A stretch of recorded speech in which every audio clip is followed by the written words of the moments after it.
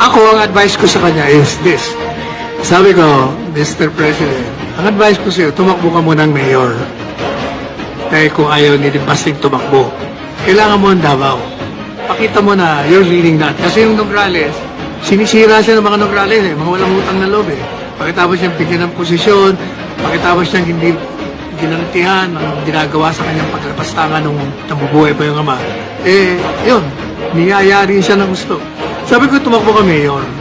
And then, sa 2028, mag-resign ka, tumakbo kang vice president ng anak mo. Pag Duterte, maniwala ka, lahat ng mga kaalyado mo na bumaliktad lahat, babalik sa iyo yan bago magkaroon ng halalam. Bakit? Kasi sigurado kayong panalo. Napakalakas niyong mag-ama. Walang makakatalo sa inyo. Kahit ano pang gawin.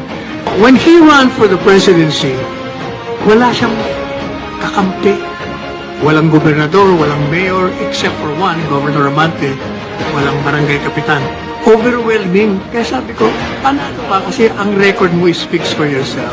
Pati si Inday.